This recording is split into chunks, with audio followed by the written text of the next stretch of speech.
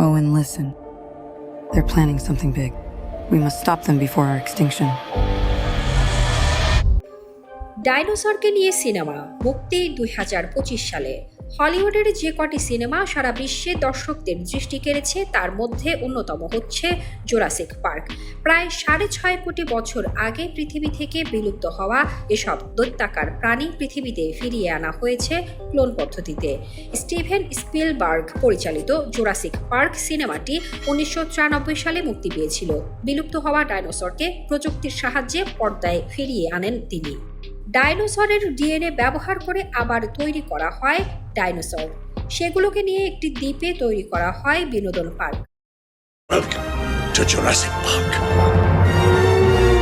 Bring home one of the biggest motion picture. আনুষ্ঠানিকভাবে উদ্বোধনের আগে কয়েকজন বিজ্ঞানীকে আমন্ত্রণ জানানো হয় পার্কটি পরিদর্শনের জন্য, কিন্তু কিছু মানুষের ষড়যন্ত্রের কারণে ডাইনোসর বেরিয়ে আসে খাঁচা ভেঙে। জুরাসিক পার্ক মুক্তির পর ৩১ বছর পেরিয়ে গেছে। এর মধ্যে প্রকাশ্যে এসেছে এই সিরিজের ৬টি সিনেমা। সপ্তম সিনেমাটিও প্রায় প্রস্তুত। সম্প্রতি ইউনিভার্সাল পিকচার্স প্রকাশ করেছে এ সিরিজের নতুন সিনেমা জুরাসিক ওয়ার্ল্ড রিবার্থ এর ট্রেলার। গ্যারেথ এডওয়ার্ডস পরিচালিত এ সিনেমার চিত্রনাট্য লিখেছেন ডেভিড ওয়েব। জুরাসিক পার্কের প্রথম সিনেমা তৈরি হয়েছিল যার কাহিনী অবলম্বনে। জুরাসিক ওয়ার্ল্ড রিবার্থে অভিনয় করেছেন Scarlett Johansson, Jonathan Bailey, Mahershala Ali প্রমুখ।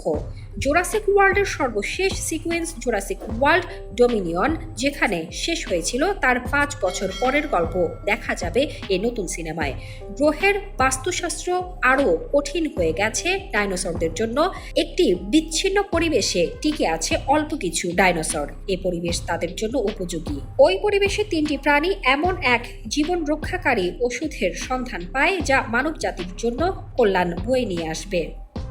জুরাসিক ওয়ার্ল্ড রিবার্থ সিনেমার চরিত্রগুলোর সম্পর্কে একটি ধারণা দিয়েছে ইউনিভার্সাল স্টুডিও। জোহানসনকে দেখা যাবে বিশেষজ্ঞ জোরা বেনেটের ভূমিকায়।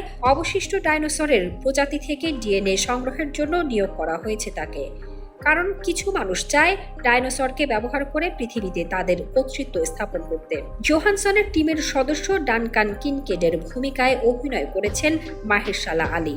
জোনাথন বেইলি থাকবেন জীবাশ্মবিদ ডক্টর হেনরি লুমিসের চরিত্রে। তাদের সঙ্গে থাকবে আরও কিছু চরিত্র। জুরাসিক ওয়ার্ল্ড রিবার্থ সিনেমার শেষ দিকে দেখা যাবে সবাই একটি দ্বীপে আটকা পড়েছে এবং এমন এক ভয়ঙ্কর ও মর্মান্তিক বাস্তবতার মুখোমুখি হয় যা এতদিন সবার কাছ থেকে লুকিয়ে রাখা হয়েছিল। ইউনিভার্সাল পিকচার্স জানিয়েছে ২০২৫ সালের ২ জুলাই মুক্তি পাবে জুরাসিক ওয়ার্ল্ড রিবার্থ।